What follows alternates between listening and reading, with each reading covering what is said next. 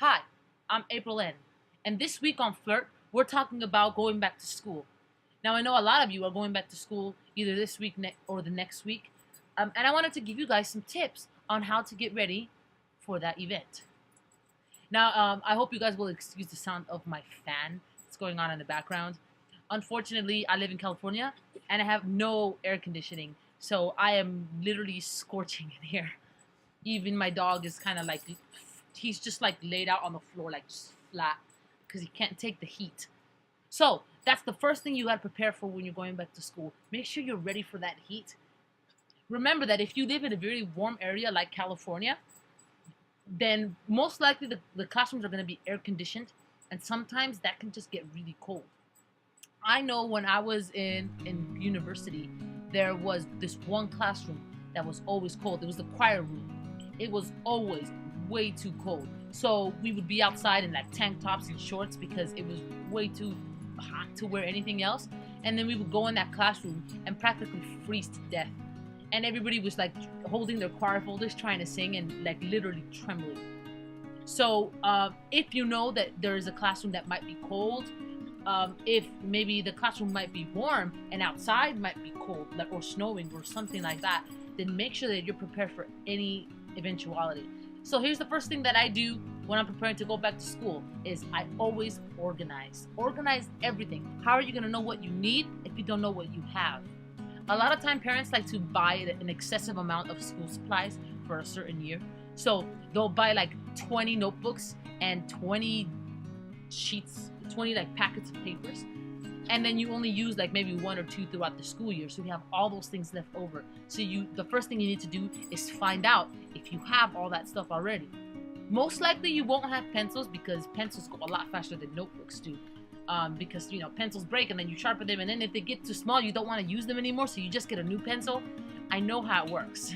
A planner is the number one way to keep track of all your life. Now you don't have to have a physical planner. You can use the planner on your phone, and it can be a lot easier for you to access because you always have your phone with you. I mean, it's the number one device that you use the most.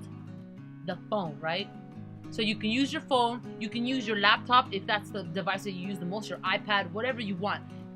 Something that you can use. So I like to have both a hard copy and a digital copy of my calendar. And then the third thing that I do is that I have a calendar that I hang up on my wall so that every morning I can look at what's going on, and every night I can also look at what's going on. So let me show you my calendar. It looks like this. So see, there's already some stuff written in there. This is my calendar. This is just the month of August. Okay, and it just is huge and it goes up on my wall, and let's say something comes up, I can immediately just go to my calendar and just jot it right in, and it's hanging on my wall the whole time, so that every morning before I leave I can make sure that I have everything in my schedule, and every night I can come home and see what's gonna happen the next day. Once you get everything organized, that's when you can make a list of all the things that you need to do. So let's say you realize that you have enough notebooks and papers, and maybe you have a really good folder, but you don't have enough pens or pencils. So that's something that you would write or type on the list, because I realize you probably don't have a pen or a pencil to write with. So write it on your phone. There's a to-do list on almost every single phone. Has the ability to write to-do lists or tasks or whatever like that, and you can just write down a list of all the things you need. And if you're in the more collegiate level, that's your chance to go online and start looking for what books you need for your classes. At this point in time, you should probably already have been signed up for your classes because you sign up for your classes months in advance. I know that some people are adding classes last minute, so I would wait on buying books for that class until you're actually in it. They should tell you online on the online bookstore what books you need. And my suggestion to you is to look for those books on Amazon and eBay first. I know that a lot of people just like to buy their books in the bookstore because you have financial aid and this and that, but let me tell you that using eBay and Amazon is a blessing. You can find the same exact book, maybe a little bit used, but like $20 cheaper than what they sell it at the bookstore. Used at the bookstore. You can even rent it from the bookstore and you can still find it on eBay cheaper. Remember that you are going to college for 4 years, and in those 4 years, you're going to take a lot of classes, at least 50 different classes, including all the general ed classes like math, science, all that stuff. And remember that if it's not your major, if you're just taking it for general education, you don't have to use those books ever again. So you really want to get the cheapest book and then sell it right back. That's probably what they did when you bought the book yourself. Always, always, always keep your books from your major. That's my advice for anybody in the collegiate level. If the book is from your major, do not sell it back. Make sure you keep it. It comes in handy, I'm not kidding you. And also because, especially if you want to go into the education realm where you want to teach what you got your degree in, you will take a CSET, which is a state standard test encompassing your whole entire major. School in general is supposed to simulate what real life is like. If all you do is school, is procrastinate and never study and never do your homework and never get good grades, then that's the way it's going to be when you get to the working world. You're just not going to be okay, because it's not really acceptable.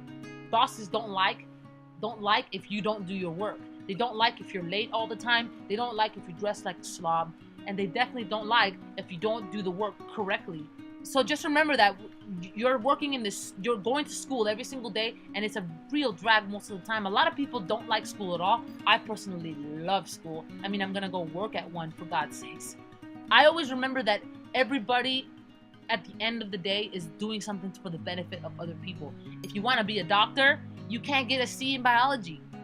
You have to study and you have to work hard, and you cannot procrastinate. Just imagine you're a doctor and you're procrastinating an open heart surgery. You can't do that. People can die. Remember, that's what school is for. It's preparing you for the outside world.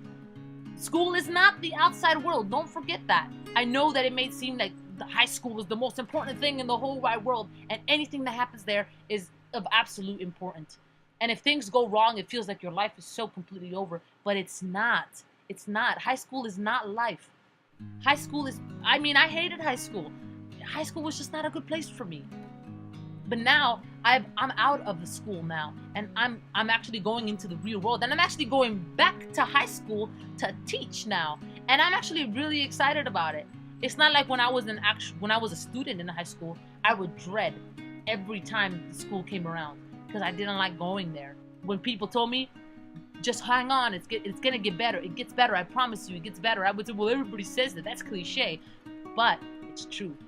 And I know because now I'm on the other side of the spectrum. Now I know that it gets better. I feel that it has gotten better, and it's gonna get better for you. Treat your school like real life, because when you get to real life, it's gonna be so drastically different. I'm optimistic that it always goes for the better, as long as you work hard in high school. I graduated college with a 3.75 GPA, and I am so proud of myself. I graduated with honors because I like to achieve, I like to succeed, and now that's reflecting on my real life. Outside of school, this is the real life now. So make sure you work hard and you study hard, and eventually you're gonna get to that place where I am right now, where you are about to do your dream job, and it's the most amazing feeling in the world to be able to actually accomplish your dreams. It may seem like a long shot right now because you're like, oh, but I'm just a freshman in high school. That's a long time from now. I still have to finish 3 more years and then go to college. Guess what? Time flies.